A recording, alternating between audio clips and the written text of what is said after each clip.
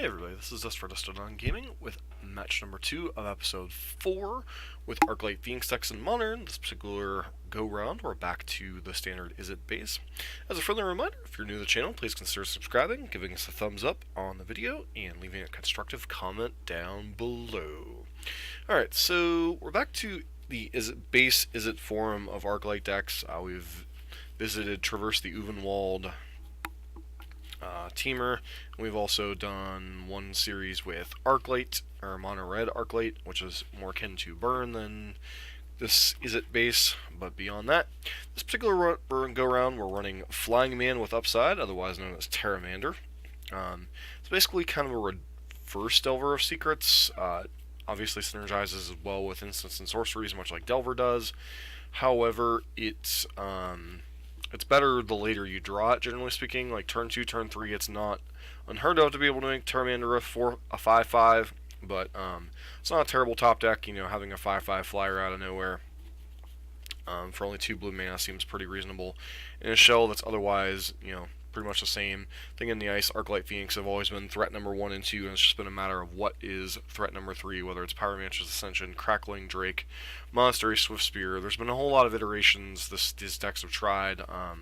Some to more success than others. Pteramander's pretty reasonable in that slot.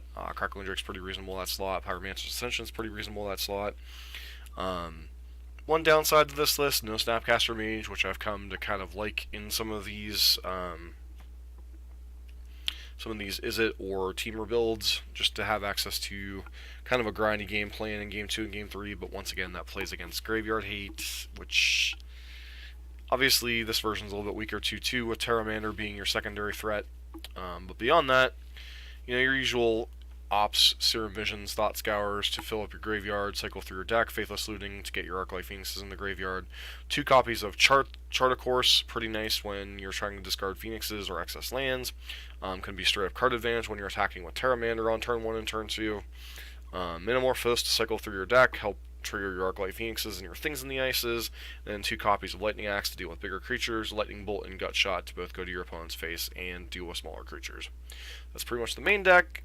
Dispel and Spell Pierce coming against anything controlling, anything with burn, such. Surgical Extraction against graveyard decks. Storm, the new Living End deck can come in against Dredge. Rending Volley, pretty good in the mirror match, pretty good in the various tribal decks. You know, there's targets in humans, there's targets in merfolk, there's targets in spirits. Braid, pretty nice when you need a Shock or Shatter effect.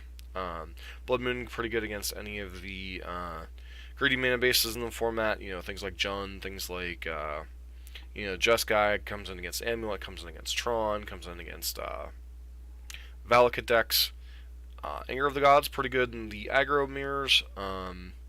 You know, some dyssynergy with Arclight Phoenix and Pteramander potentially. Exiling your creatures, obviously not ideal, but pretty decent.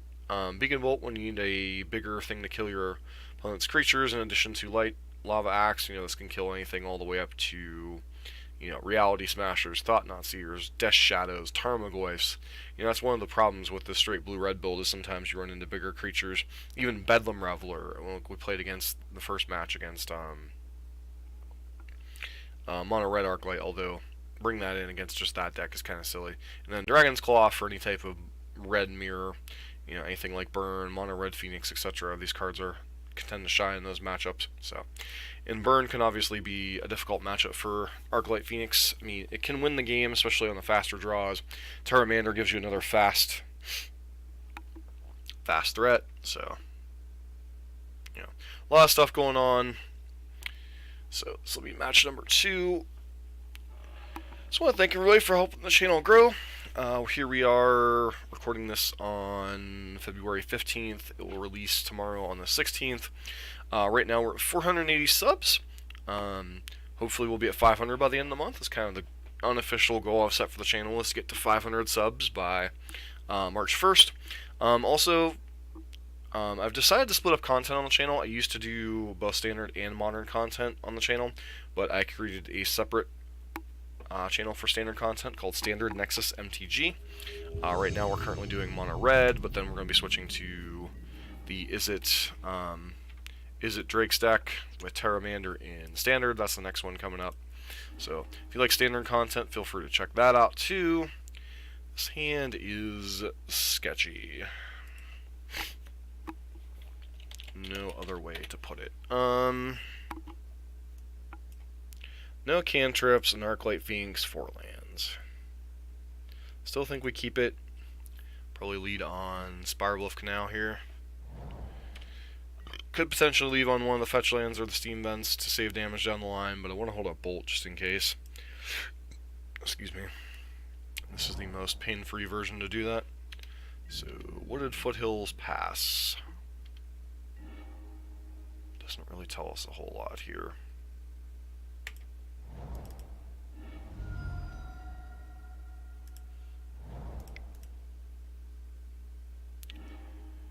Lightning Bolt, Thought Scour. Gonna top both those. Would really obviously love a some style of looting effect, chart a course, something to get this Phoenix in the graveyard. But if we have to on turn 4, we'll cast a Phoenix on turn 4. Alright, so looks like Valakut maybe?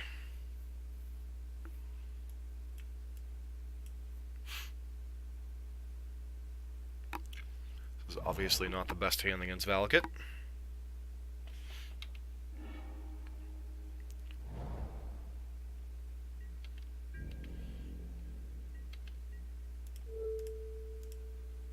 Let's kind of bold our opponent to use our mana here.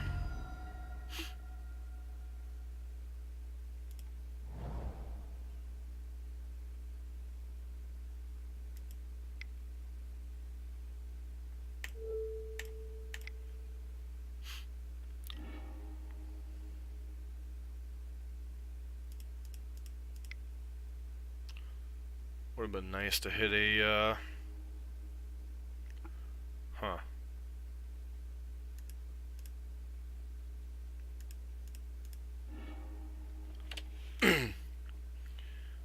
Obviously would have been nice to hit something big there, like a Phoenix or something, but, you know, as is, Pteramander's a pretty nice... Yeah, I think we're just going to be too far behind this game.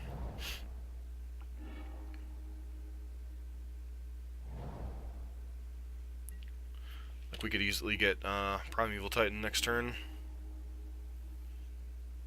1, 2, 3, 4, 5, 6, 7.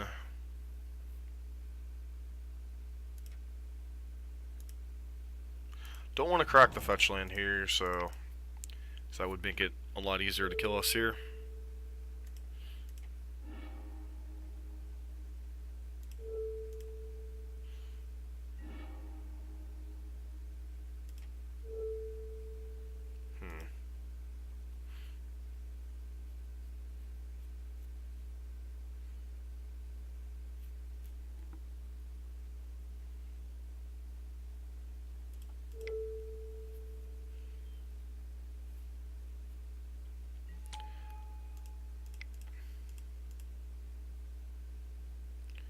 They have a Bolt here, we're going to get punished. Of course they do. Alright, well, we're just too far behind this game. It's possible they have nothing in hand, but, you know, there's a lot of draws from here at this point that would just kill us. So, kept a poor hand, got punished. So, let us see what kind of nonsense.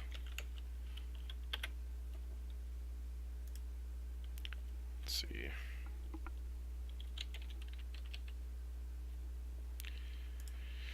They have for this particular matchup.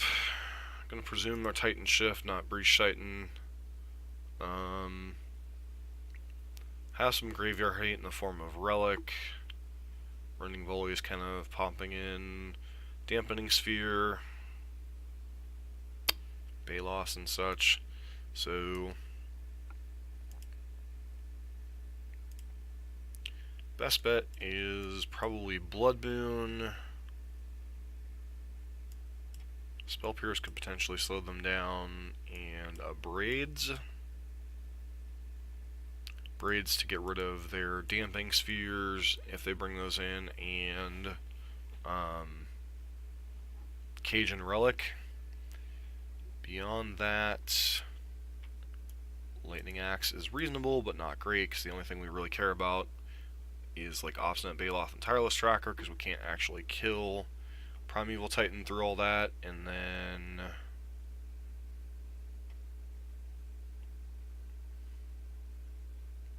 is the other cut Chart a Course here?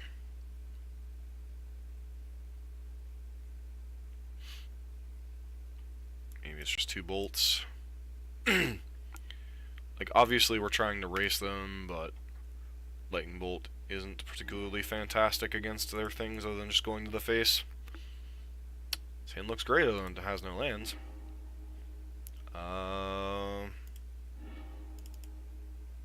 Sure. Hold up Spell Pierce, although they probably won't give us anything to pierce on 1.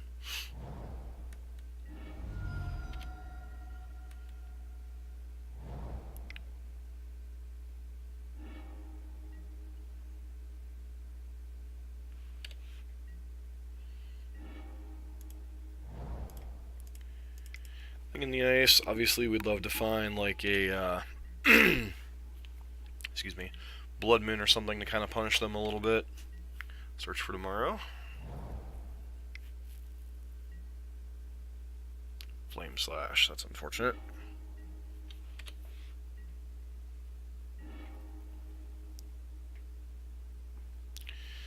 So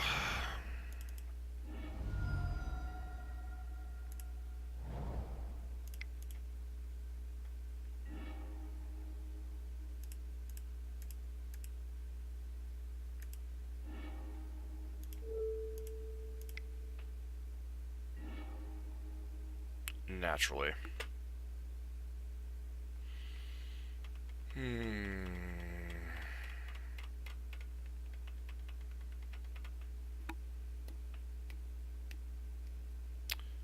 of frustrating here.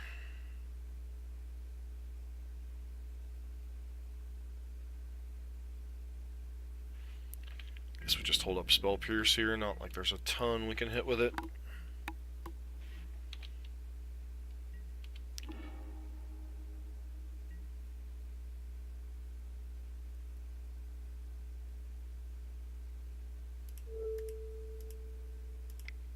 Guess we just pierce them to slow them down. Forces them to kind of delays them for a turn potentially.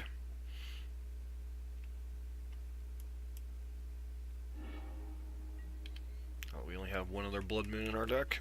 Excuse me. The fact they've already searched up forests here indicates they know that that's a... Alright, I mean...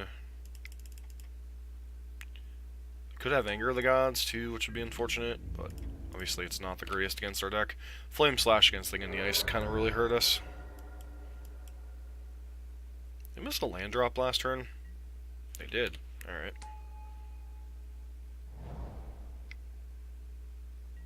Doesn't look like it's gonna matter though.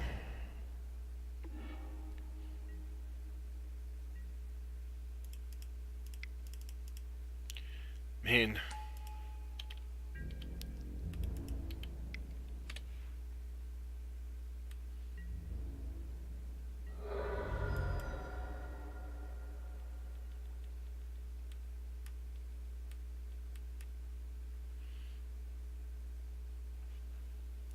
Two, three, four, five, six, 7.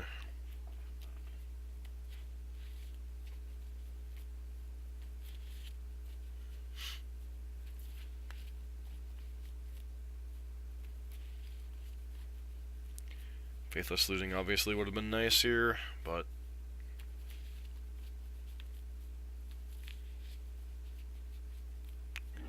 I'm just supposed to deploy my threats and try to kill them.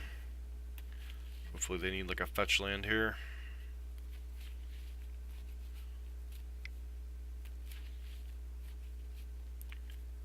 So 6. Doesn't seem like they have a land in hand.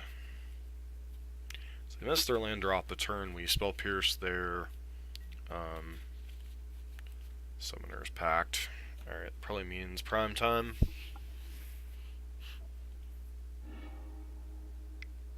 For Sakura Tribe Elder, that's scary.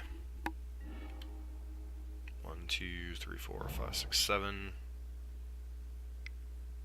Okay, is this escape shift for lethal?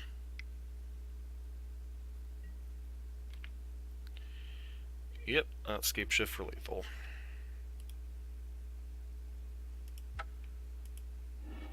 Alright, that was a bit of a mess there. So, definitely some missequencing in game 1. Kept a kind of poor hand, and then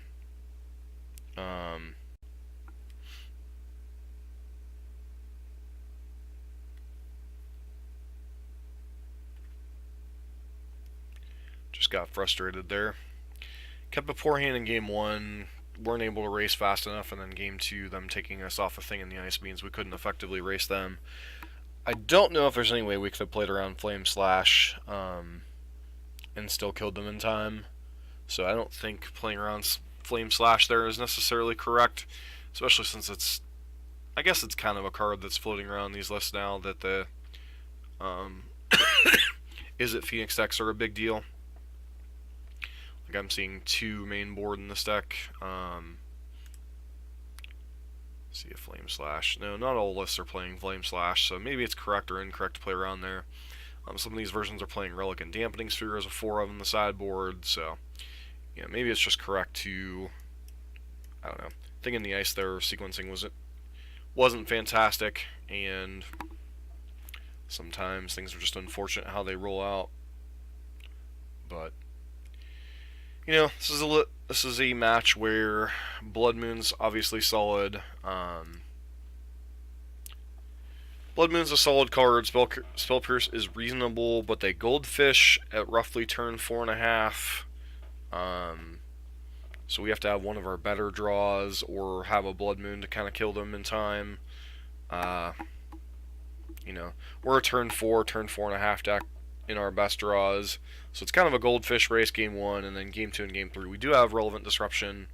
The only thing that maybe, and it's just kind of the odds of things, maybe I should have opted before casting that Thought Scour, then we would have been able to find the Blood Moon maybe long enough to slow them down there. The sequencing of Thing in the Ice not holding up Spell Pierce, but then I still think they would have been able to kill Thing in the Ice through Spell Pierce.